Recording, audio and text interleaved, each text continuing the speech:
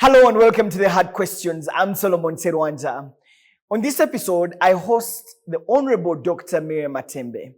Dr. Matembe is a lawyer, a politician, a mother, a person who is very passionate about the democracy of this country.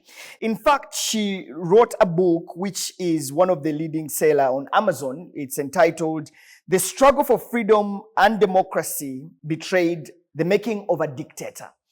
We're going to be involving Dr. Matembe to give us a holistic analysis of our political landscape, including we'll take a deep dive into our democracy, human rights, and the future of this country. Dr. Matembe, very, very warm welcome to you. Thank you so much for accepting to be on the show today. Thank you, Solomon, for giving me an opportunity to be even in your studio for the first time. Dr. Matembe, let's start. You've been in the trenches of our politics. You've been a minister. You've been a member of parliament. You are a senior citizen who has been closely observing the political changes in this country. Where are we at in terms of our democracy through your lens? Thank you very much. In terms of democracy, we are not where we are meant to be. We are not where I had expected and believed we would be, because as you say, I was a politician by calling, and I had an opportunity to work as a political leader in this country for 20 years. When I embraced the political arena and I sprang out onto the political space, it was because of what we thought I knew was coming, based on that famous 10-point program. Yes. When the National Resistance Movement government marked the original National Resistance Movement government, not the National Resistance Movement Party government. Those are two different. We are in the second phase. We are in Museveni 2. People say Obote 1 and Obote 2. They don't know that we had Museveni 1 and now we are in Museveni 2. I also did not know. I thought it's still Museveni. For me, you said I'm a child of God. I get this revelation. God can reveal to you situations which other people don't see. People think that the first Museveni is the Museveni now. No. We are having two Museveni's leadership and therefore two different Musevenis in this country. So I went onto the public scene based on the Museveni 1, the famous 10-point program. It was a wonderful program put forward to the people of Uganda, all of whom raised many majority and embraced the NRM government under the leadership of President Museveni.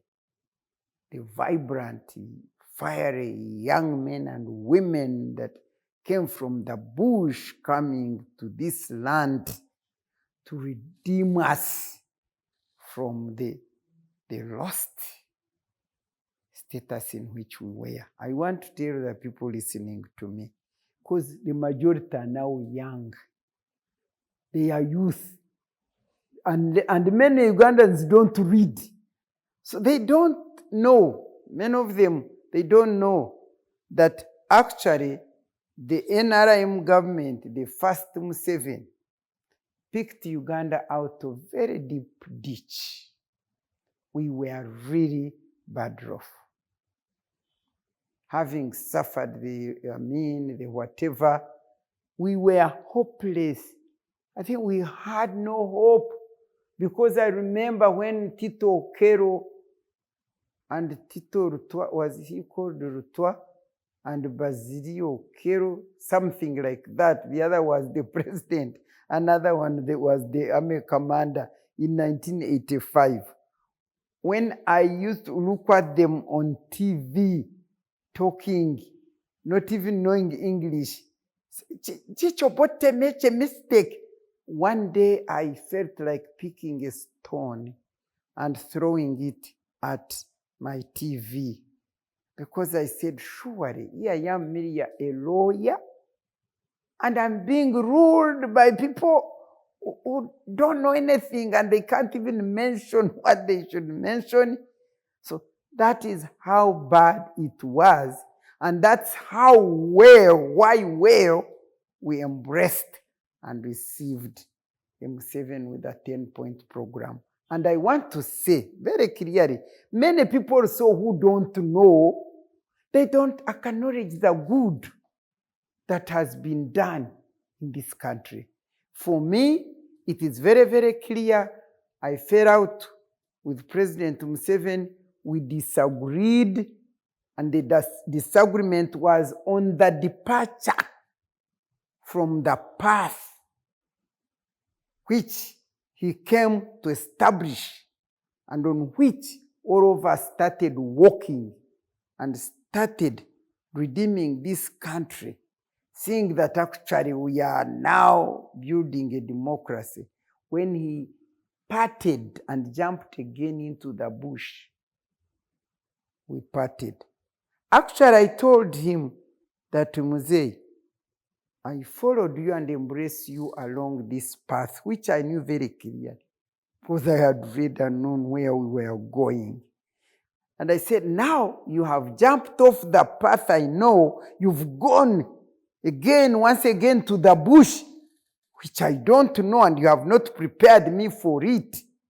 Therefore, I am parting company with you.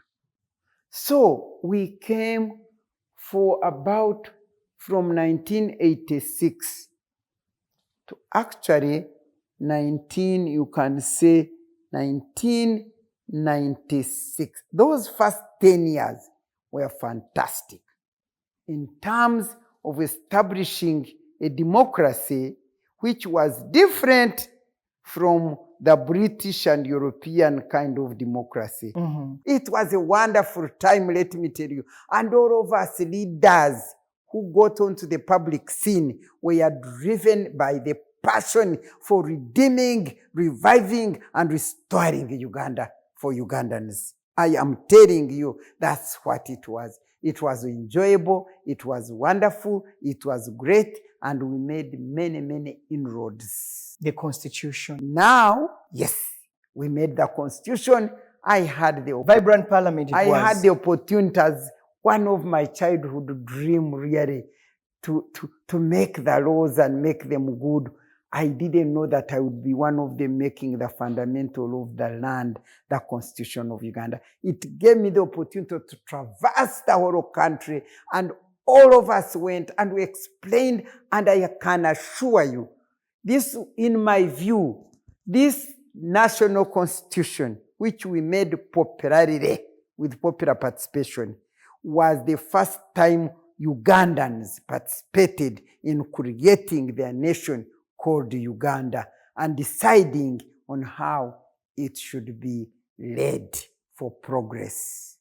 By the way, the people are the ones who said, now that we know what a constitution means, we are not allowing the army. Originally, the law was that the Army Council and the then Parliament, NRC, should be the one to debate and pass the constitution. The people said, no, now we know what a constitution means. Those people who were elected without knowing a constitution, we don't want them, let them come back. We want to elect the very people whom we are going to instruct to do what? To debate and pass our constitution, because we know what it means. People were very happy. And we did this constitution. We did it. Actually, it took a long time because debating it was 1.5 years. And yet making the draft or docu report was 4 years. So it took us 5.5 years to first of Ugandans to build the foundation of our democracy, of our nation. And we said, this is good. And we passed it. Let me tell you where the problem started. Because yeah, go to the bush. Yeah. to come to the second Museveni. Yeah. When 1995 constitution was passed, and we had elections on the basis of that constitution, the first elections to be held in accordance with the popularly made constitution, the foundation of building Uganda fresh. The members, people elected their members. Very brilliant people. Patriotism. People driven. Service oriented. All those people. They elected us. We went there. We looked at the constitution. We started as parliament. For the first time, Museveni was the head of executive. For the first time, the principle of separation of powers was established. He was the head of executive. The parliament was a second organ of the state. It had its executive. I mean the speaker. The judiciary had its leader. So the principle of separation of powers started working. The parliamentarians started using their authority and power. And I remember what kicked off something was to do with Vajagari for Vajagari. I think there was supposed to be electric work made by some company from America. And the members of parliament said, no, we must scrutinize what kind of company this is. What is it? Museveni will never forget the 6th parliament. That is the parliament that really had power and authority in accordance with the new constitution. And they started, Museveni got crazy. He said, who are these? Who are these? If this is what I want, they say, no, it is parliament. Who is the parliament? They say, but that is the constitution. That is the first time I heard Museveni make a statement like Obote did. Museveni said, but what is the constitution? It is just a piece of paper. Wow. I said, what? You know, Obote had previously said the constitution is just a piece of paper when he was violating it and making his own pigeonhole constitution. Museveni said the constitution is but a piece of paper. You know what? He came to realize that he did not have the full authority of this country, that the independent institutions had begun to work. And he fought the 6th parliament like what? That was the beginning of him fighting the parliament to take away its powers. I tell you, when we handed over the constitution to Museveni, the draft constitution in Mbarara, the Dutch, the man received it with such joy, and it was like wonderful. Now, let it begin to operate. It sensed him off. That's when I came to realize that President Museveni did not understand what a constitution meant. Maybe he thought it was a document, like he called a mere piece of paper. Because to me, for him, he didn't seem to know what they call constitutionalism. For him, he wanted a constitution, but not constitutionalism. And from that time, that's where problems began, problems of power. Who has the power? And he started fighting the parliament. I remember the 7th parliament. When we went to, by the time we went to 7th parliament, they fought us. They really fought us. I documented in my book. But they fought us, but some of us came back. And then on the 8th parliament, he made sure I will finish all of you. And let me tell you, we got out, and I remember the time when he took over the parliament, I document it in my book. That's when he went to parliament and even supervised the election of the speaker and the deputy speaker.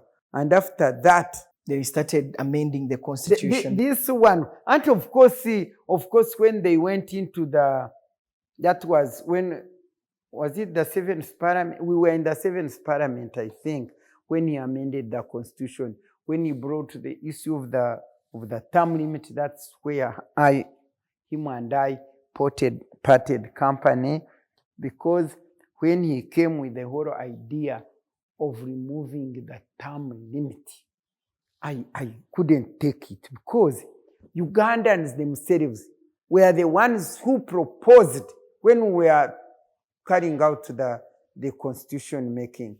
They told us, they are the ones who raised the issue. You are telling us this is the constitution, this is the foundation, but how will the constitution stop the leaders to stay in power for life? They said the problem of Uganda are those leaders who want to stay in power for life, permanently. And we said, so what do you want? We said, we want you, let us limit the presidential term limit for good 5 years. Once, then another 10 maximum. So when it came to removing the term limit, I told him no. I was a commissioner, I was a CA delegate. I said no, and by then I was the Minister for Ethics and Integrity. I told him, I'm your Minister for Ethics and Integrity, and I want to tell you that to want to manipulate our constitution is corruption. And he chased me away, and we parted company. And of course, eventually, they removed the term limit, and he secured the power to live forever. The democracy lost its way that time when they removed the term limit, when he took over the parliament, when he has now took over judiciary. Separation of power principle. The principle is completely gone. It is theoretically in the constitution, but in practical terms, there is no institution which is independent in this country. This country belongs to one person called President Museveni.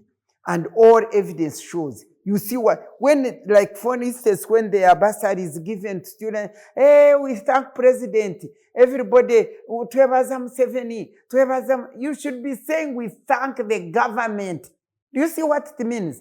The people in Uganda here, Museveni tuyambe, President tuyambe, Museveni tuyambe, everybody, they don't say, let the government do this, let the government do this. No, Uganda belongs to one person.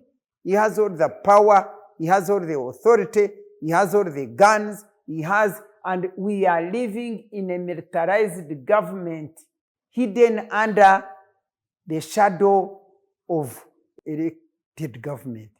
Do you know how many times we have cried out for electoral reforms and nobody is listening?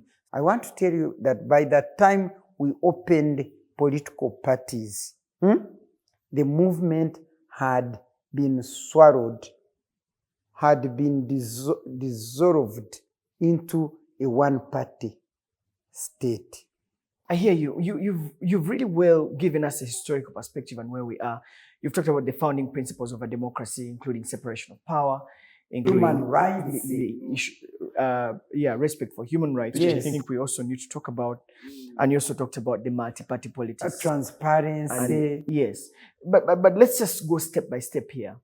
And I wanted us to now talk about when you opened up the multi-party politics, where it was no longer the national resistance movement. We had new political parties coming up to really give a sense of like overseeing and saying, look, this is not right, this is not right, this is not right. And that's perhaps the role of the opposition in general. But we've seen the opposition as the years go on rather weakened. I think we've seen the persecution of opposition political leaders, right from Dr. Kizza Besigye, who formed the Reform Agenda, and later on FDC. We've seen, In fact, the fight against multi-party democracy started before even the multi-party democracy was reinstated. Because you remember, when Besigye came up to head the Reform Agenda in 2001, we were still in the movement. But because Besigye came to contest with President Museveni, you know how the fire went. Actually, for me, that's when I lost interest in Museveni and his government, 2001, before we went to Chankwanzi. Because I suffered in Barara when I saw people being beaten, put in prison. Simply they were for reform agenda. And yet the constitution was saying that everybody is free to stand. Because President Museveni does not want, he didn't want political parties. Even when we removed he was saying, Tubejeko. I was in Chankwanzi. He said, Tubejeko, let us remove all those who disturbing us, who don't have the same view. According to President Museveni, you must have his view. If you don't have a view like his, you are not useful, you are not good. So he had never wanted political parties to come back. But because he wanted to stay in power forever, and people were agitating for, is it third term, Chisanja. He said, no, now let us remove. If we say Chisanja, they will think it is for us only. So let us open the political parties. So when we say third term, Chisanja, the international community and everybody will think, yeah, since the political parties are now open, the relevance of term limit is reduced because anybody can contest and take over power. But for him, he knew nobody would ever, nobody can ever contest with him. It started with Besigye. You remember, the political environment is not at all conducive for multi-party democracy. That is true. Nobody should, in fact, me, I don't attack the multi-party, the other parties or what, because you remember when eventually when Forum for Democratic Change came on board, of course, against the fighting of Museveni against Besigye, they had already fought. President Museveni could not imagine anybody. Who are you to come up and stand against him? He doesn't mind weak people. He doesn't mind weak parties or whatever, like DP and UPC. Those ones Ugandans did not want. They would not vote DP and UPC. But here comes Besigye with Forum for Democracy, with all of us who were in the movement. How could he stand it? He started fighting it from that time. Everybody was lived in Uganda.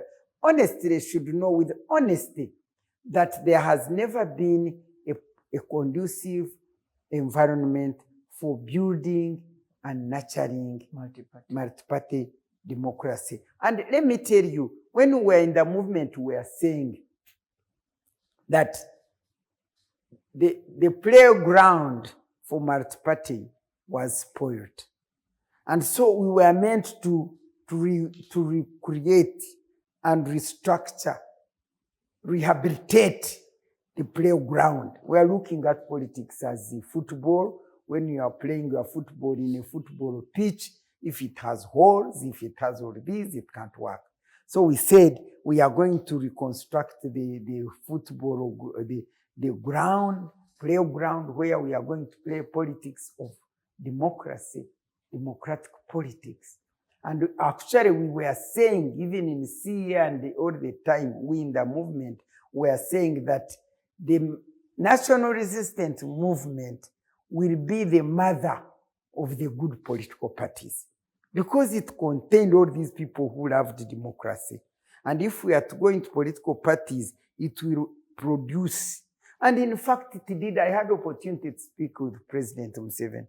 I said, but what we are saying has come to pass because now the movement, the national resistance movement has produced the National Resistance Movement Party and FDC. Because all these members of FDC were from where? Within the NRA. From the NRA movement. In fact, they started a movement. The first evil thing it did was to steal the movement. No, this man is very crafty. He stole the movement. The movement, the constitution says that when we open political parties, we have different types of political systems. One was the movement, another was the multi-party, another was any other. And then the Constitution says, when one system is in operation, another one will go in abeyance until we want to call it back into operation. So when we said multi-party now, the movement should have gone in abeyance with its name, with its symbol, with its bus, with its color, with everything. It should have gone in abeyance so that a new party, they should have called it another name and then FDC a different name. But because he was so crafty, like rabbit, we used to have a book called Karur the Hare. Rabbit, have you ever read stories of the rabbit? Very brilliant. That is our president. He has underground things which he knows and nobody knows. So they came up with the National Resistance Movement Party and took the party so that, in fact, many Ugandans, they tell me, Matembe, come back. Why don't you come back? And I tell them, come back here. They say to the movement. I said, which movement? Me, I never left. Our movement was abandoned by the roadside. We were thrown out of the bus. They took the bus. They took everything. So we are by roadside. So I say, I've never in my life been in the National Resistance Movement Party. I've never. Because it started in 2006. And for me, that's when I left the politics of Uganda. But many Ugandans don't know. When they say, NRM party, oh, we are there in our thing. They thought it was the movement.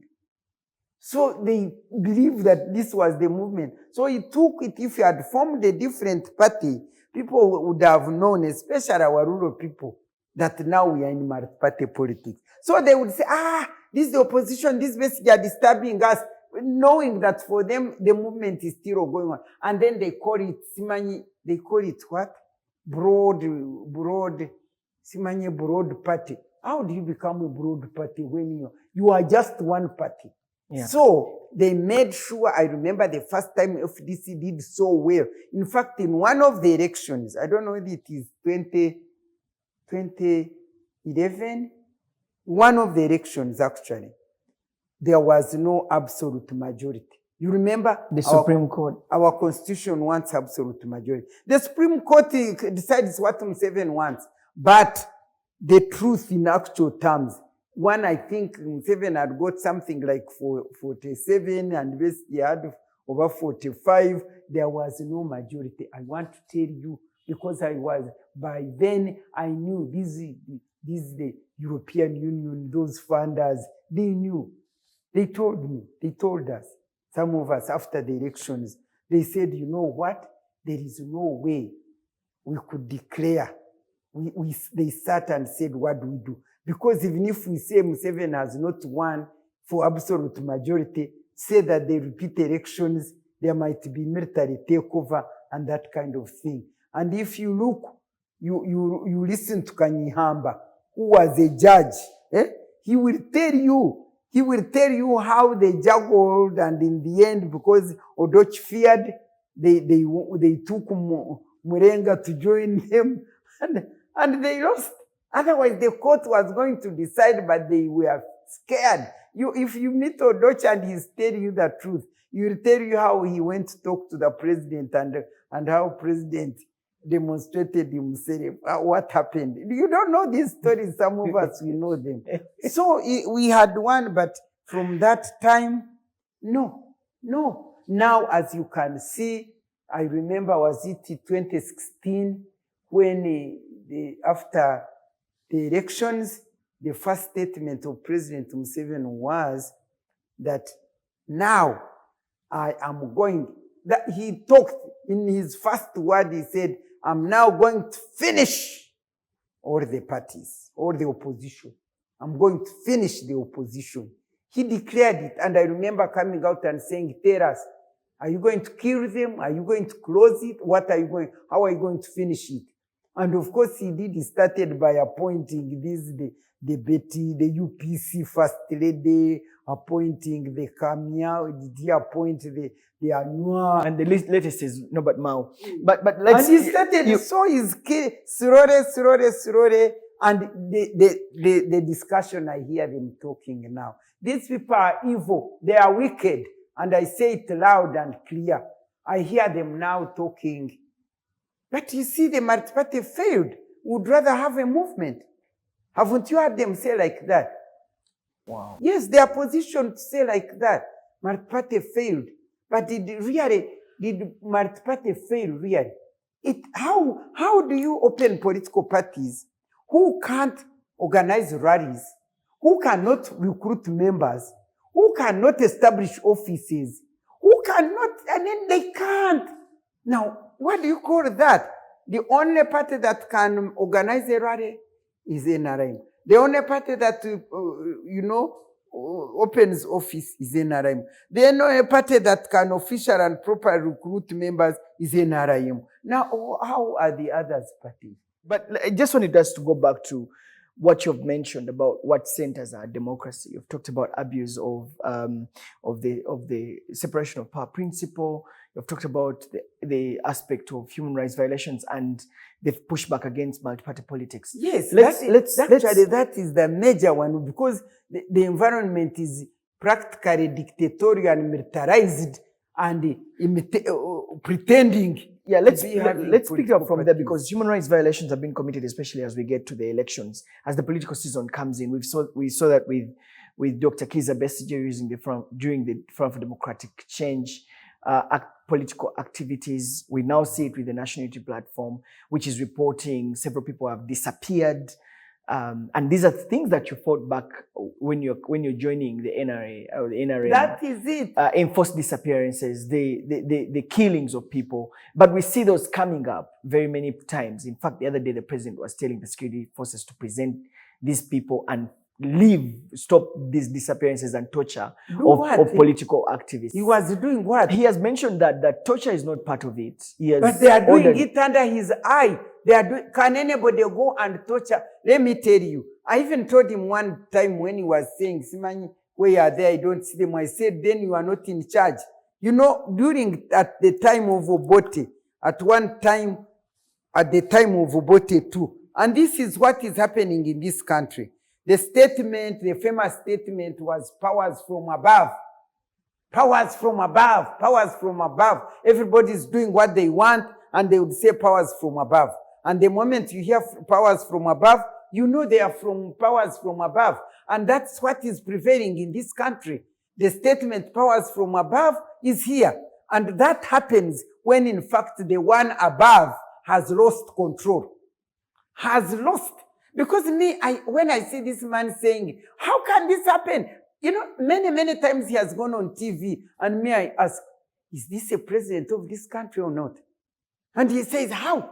How can such a thing happen like this? How can they? Didn't you see? But are you the president? Can I be? You are the head of the household. And now you are talking to the public. I don't understand. These children don't go to school. I don't know why there is no food. Why are children not eating? Can you talk like that and you say you are the head of the household?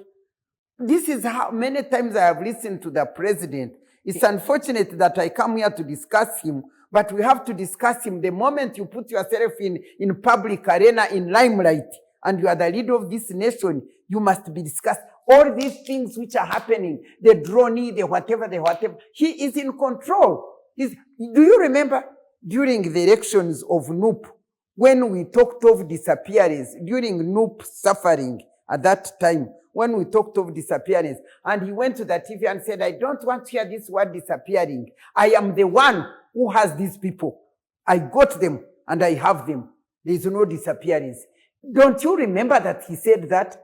He said, you see this press and media, I'm here talking. Can I deny what I have talked today? You will be putting it out there. I was on the TV, I was listening. And he said, we have them. Don't talk this nonsense of disappearing. Here in my time, nobody can disappear. I have them. Now, And you actually ordered the security people to present them. Have they ever presented them?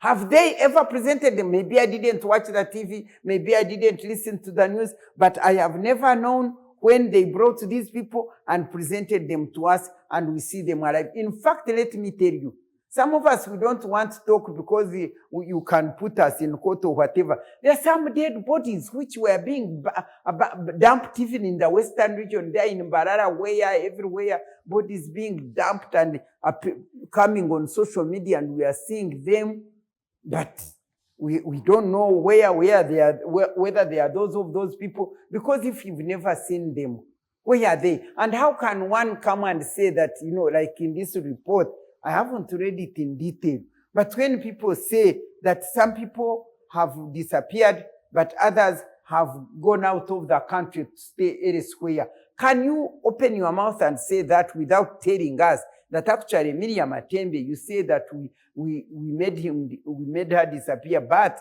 she's now in New Zealand, that's where she works, and this is her contact. Can you really come and say that people went to work for green pastures somewhere in other countries, and you put it in your report when you cannot point out where they went? Why don't you speak the truth? For me, what disturbs me is this. Amin was making people disappear. But fortunately, or unfortunately, we had no space to talk about it. But we would see them, they would be picked, they would go, they would never come back. They would be picked like drones, pick people, and they don't come back. But we are not speaking. But now, the only breathing space, we are speaking and asking for those people. If I was President Museveni, with all this investigation mechanism that he has, I would make sure that those drones, those who drive them, those who order them to go and pick people, I know all those people. And I would say, please come and tell me where those people you picked went. And then when they tell him, he would come out and address the nation and tell us that I am very, very sorry. Dr. Matembe, this issue of enforced disappearance has been very, very central. In fact, opposition members of parliament have since boycotted the House to sort of put pressure to the state to explain where these people are. I agree with the opposition to really put it on hold. And I want Ugandans to wake up and forget this talk about the opposition. It is not the opposition members of parliament or the opposition citizens who should see the wrong. It should be all Ugandans who should see the wrongdoing by either the government or by the opposition and point it out. This issue of disappearing people is not an issue of the opposition. It is an issue of Ugandans. We should all come out and ask. And let me tell you, I don't know, I know President Museveni trusts and believes in his army, in his resources. He is very poor. He's very rich. He has the force, the militarism. But I want to tell him, the word of God says that some trust in chariots and some trust in the horses, but they can never be saved. There's even a word which says that the king cannot be saved by his military. Some of us trust in the God, the creator of Museveni and his military, the creator of government and opposition, and he's in control. And if I were him, and all these members of NRIM, instead of keeping quiet, because I can guarantee, come one day that God remembers Uganda, those in government will now be the one who will start disappearing if God does not give us the right leader. Because they should all raise up. They should all raise up and say, no, we cannot go back to a minister. Dr. Matembe, and exactly that's the point I was going to say, that one of the things that you and the NRM at that time were standing up against was enforced disappearances. People disappear torture, They disappeared and we found death, all these dead and all that. bodies. That's why The you dead stood bodies up. were in state house. As NRM, that was anchored. That was one of your anchor points that this shouldn't happen. One of the 10 points. But this is now happening. Yes. And we believe that systems like the Human Rights Commission would be alive to these things, because there have been reports, these issues have been reported to the Human Rights Commission. The opposition has tabled their report before the Human Rights Commission. And you'd think that such systems would help to push back against these violations.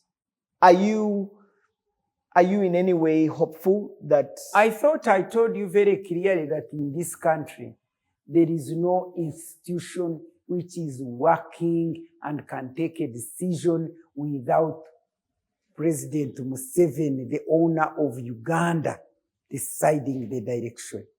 Because the Human Rights Commission,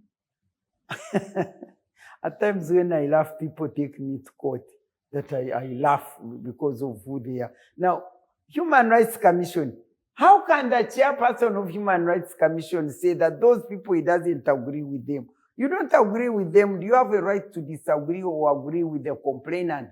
Your right is to go and investigate and come with clear data and real right information and say this was a lie, this was a lie, this was a lie. How can the Human Rights, the Human Rights Commission not interview the relatives of the people who disappeared, who are complaining?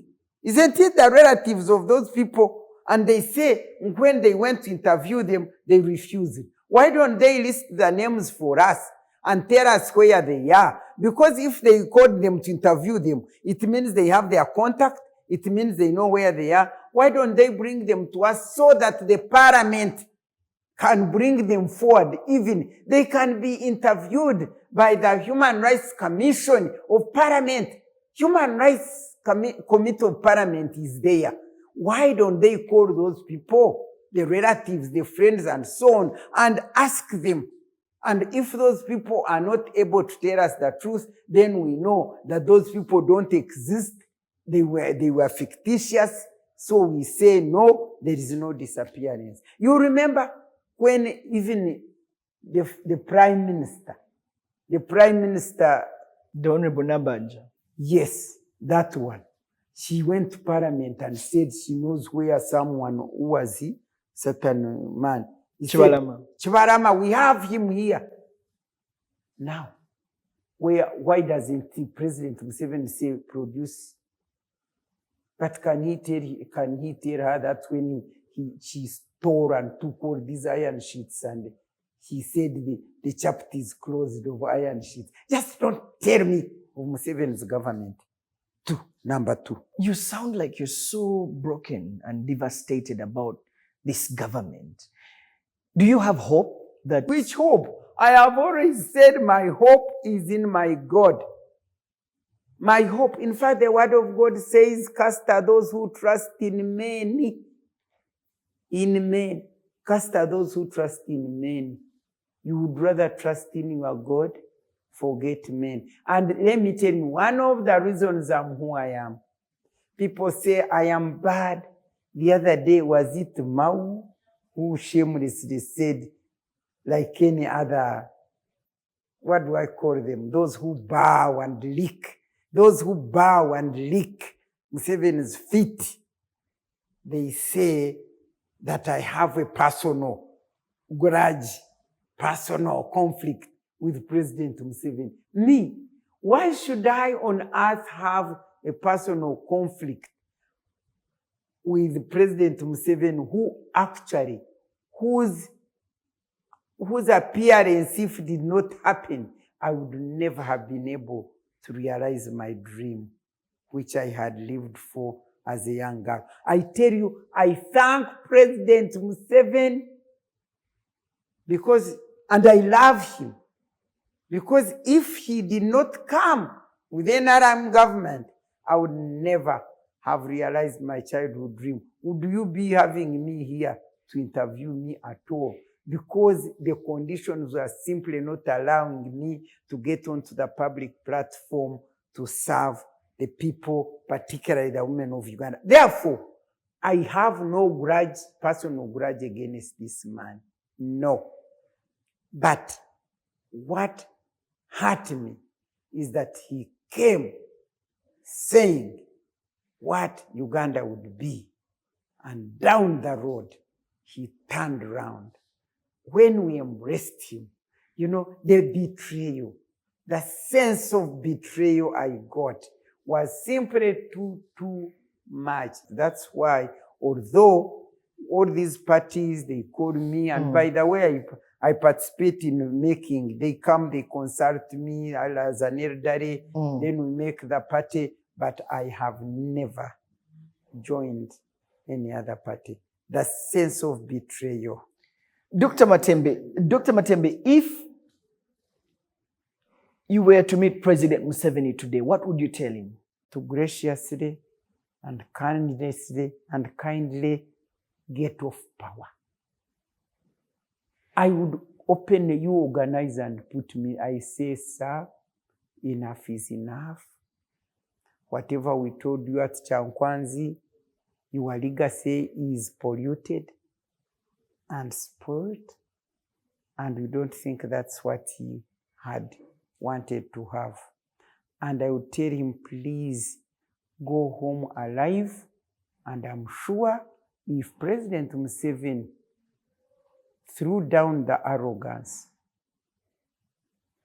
dressed himself in humanity, and stepped down from power, nobody would do any harm to him. Was Kenyatta ever harmed?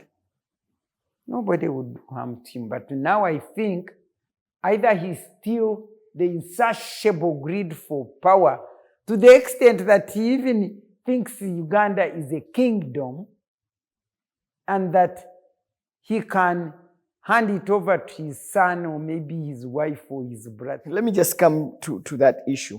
I normally ask every senior citizen who sits in that chair where you're seated about the question of the transfer of power, transition of power. Every one of us in this country is discussing and saying, how can we have a peaceful transition of power?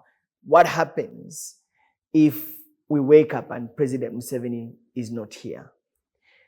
What does the future look like? Everyone is discussing the transition of power. Cast a spotlight into the future and shed for us a picture of how you would think Uganda is going to look like. Let me tell you, we lost it with the removal of term limit.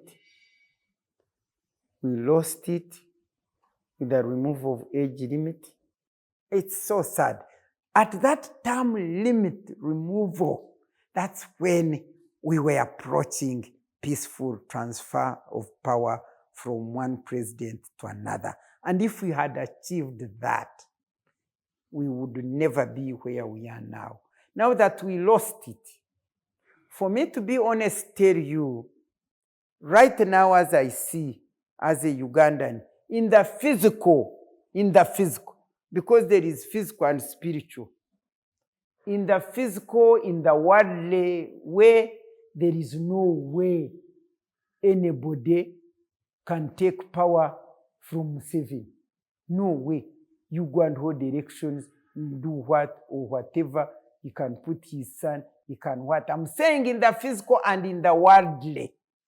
But in the spiritual and in the godly way, you can't tell what God is planning for this nation. Because I have been here. I have seen presidents come. One time we go to Naisa. One time we go to Naisa out of nowhere. Another time Urure came. We know. And so my call to Ugandans, those days during the dictatorial times and so on, we would cry to God, and God would hear us, redeem us, we sin again, we cry again. That's what the children of Israel were doing. You know, when you read the Bible, you don't read the Bible that it is out of context. No, the word of God speaks every day. Uganda is exactly like the Israel and what happened. And if we are to manage to win, we need to behave like those Israelites, because they would reach a stage and cry to God and repent all the sins they've done, and God would turn back to them. And I can assure you, all Uganda needs, bow, repent, and pray to God. I will tell you, Museveni is not the God of this country. In the physical and in the worldly way, he thinks he's unremovable. But in the spiritual life and godly way, he will go. I don't know how he's going, but he will go. And this son of his, if he's the one to take over, he will also go in the ways that bad people go. Dr. Miria Matembe, thank you very much for sharing your thoughts with us. You are welcome. Well, I've been speaking to Dr. Miria Matembe, who is a politician, lawyer, and an author. She authored a book titled The Struggle of Freedom and Democracy Betrayed, talking about democracy and human rights in this country. I'm Solomon Serwanja, and this is The Hard Questions.